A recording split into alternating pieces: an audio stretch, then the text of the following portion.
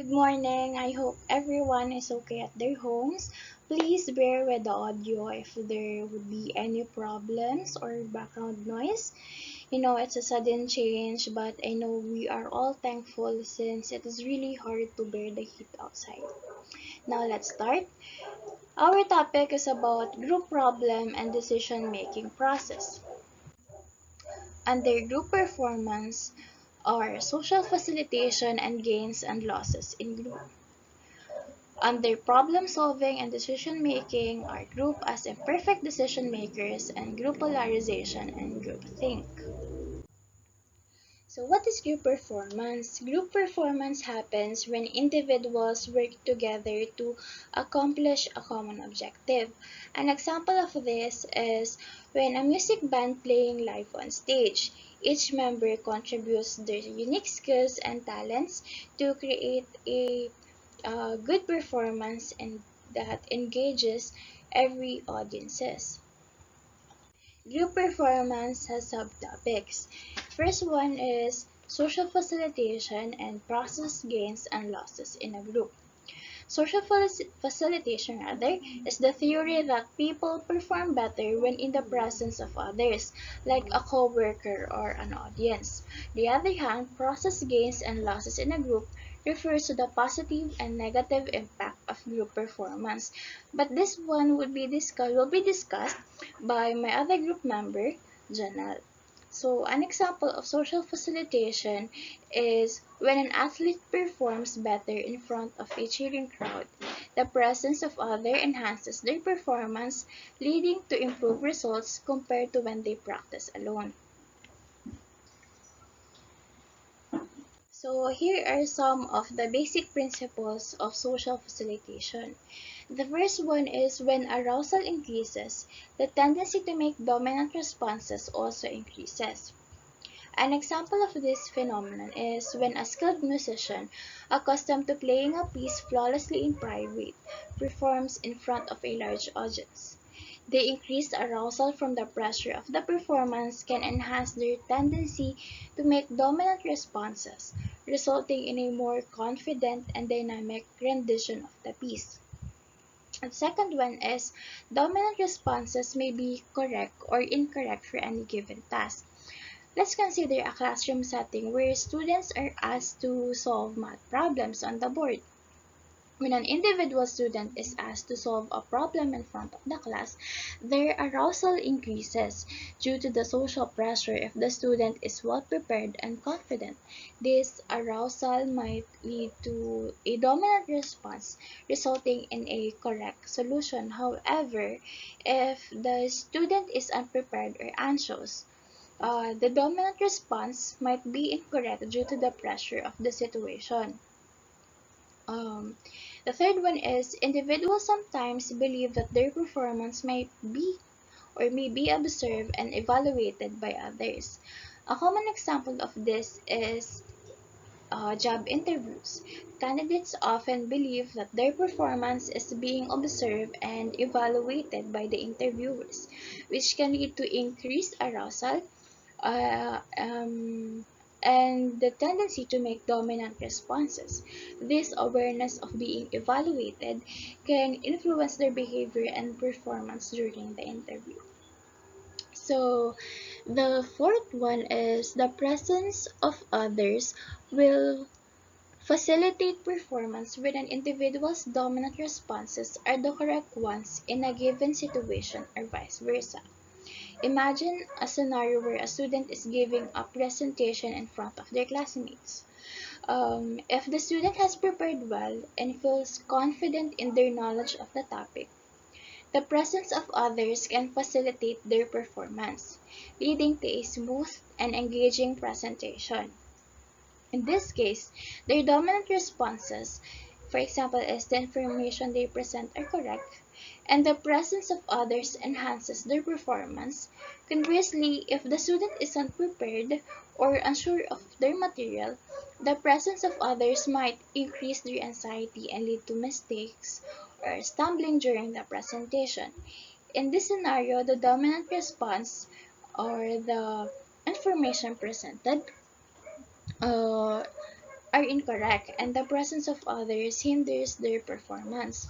So the fifth one is learning to perform a new task has significant role in this context.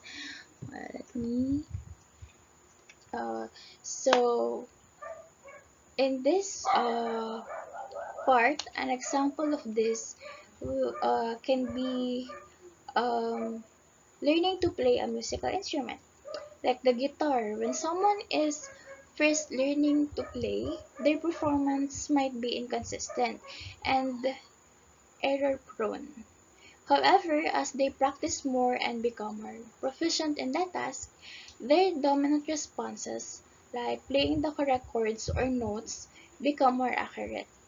In a social context, if they are performing in front of others, the presence rather of an audience can either facilitate or hinder their performance depending on their level of skills and confidence.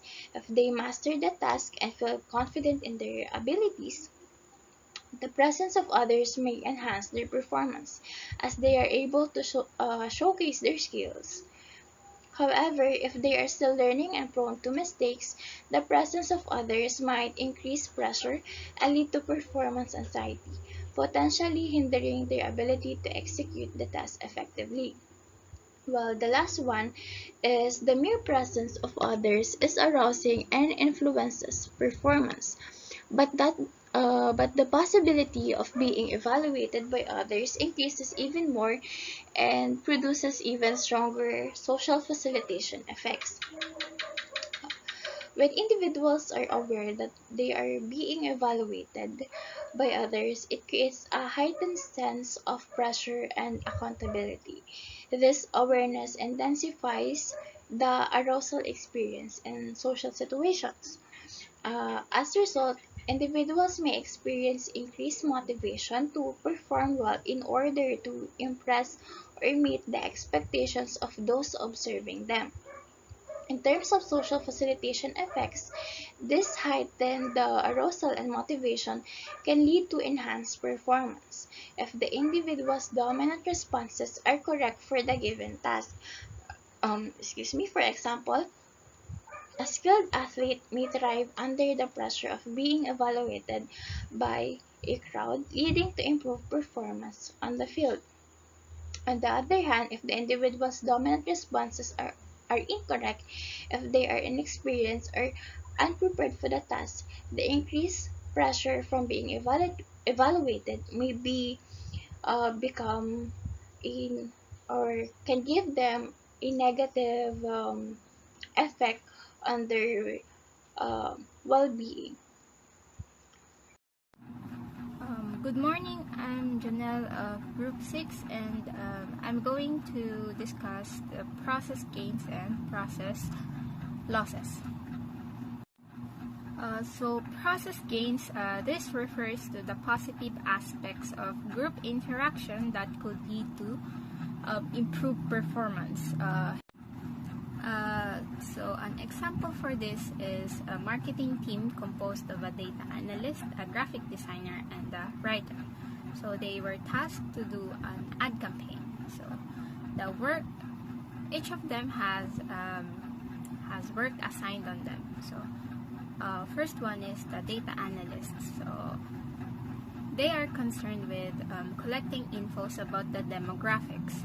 Then next is the graphic designer. So the graphic designer will then convert the infos into a visually appealing graphics.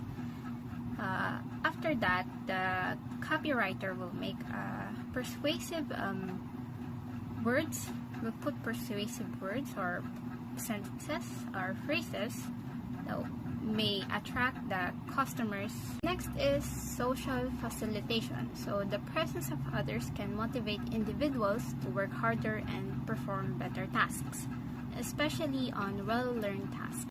Information sharing. So sharing diverse knowledge and experiences within the group can lead to a more comprehensive understanding of the task at hand. So next one is the process losses. So this represents the negative aspects of group interaction that can hinder the performance. So this may include social loafing. So individuals may exert less effort when working in a group. An example for this is, so in a large group, some members contribute minimal work. So this leads to uneven workload and may hinder group progress. Next is production blocking. So group discussion can be inefficient if one person dominates the conversation. For example, a team monopolizes the conversation, preventing others from sharing their ideas and potentially hindering the group's progress. Groupthink. So this is the tendency to favor a popular opinion even if it's flawed. So just remember that the positive one is the process gains and the negative one is the process losses. So let's now proceed with problem solving and decision making process. So basically, decision making, it involves making choices or selecting a choice. It involves like considering various factors such as the goals or the consequences. So decision making has become a part of our daily lives because by simply deciding what to eat for lunch, what to eat for dinner, it can be considered as decision making.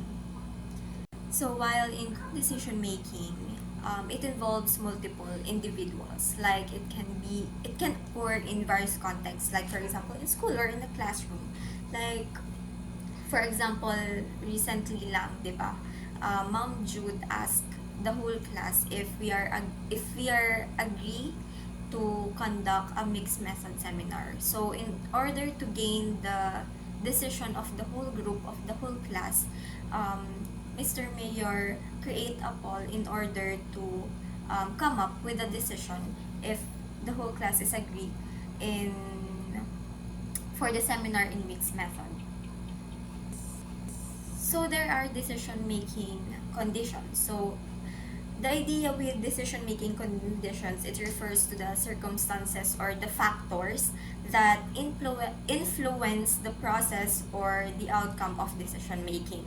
So the first one is decision making under certainty. So the idea with this is these are the situations wherein the decision maker or the person in charge in decision has the full information about the potential outcome or alternatives. Let's say for example, let's take the decision of the school institution to conduct asynchronous classes for the whole week due to heat index as an example of decision making under certainty, because their decisions came from an information of the weather, which is high heat index.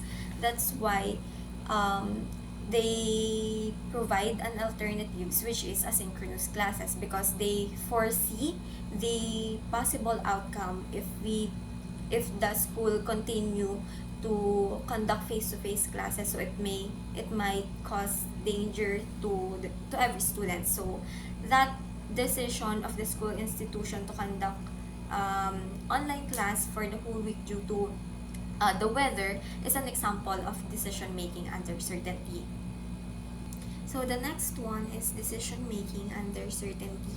So with decision making under certainty, in this case naman, each course of action has several possible consequences, and the person in charge in making the decision is kumbaga does not know the probability of each of them. Kumbaga here sa decision making under uncertainty, merong poor information unlike sa decision making under certainty. So kumbaga yung decision here is more complicated than the first one. Okay, so let's say for example the MCC days that will be held next week, which is planned by the school student council. So let's say for example the school student council is facing a decision of whether to cancel the MCC days or not due to high heat index. So the decision makers now have to weigh the potential outcomes of keeping the activities as planned or just canceling them. Because if they cancel and the weather turns out fine or hindi naman na ganun kainit, the school or the students might miss out the MCC days. Or however, if they chose to proceed the activities and the heat index is still in this situation,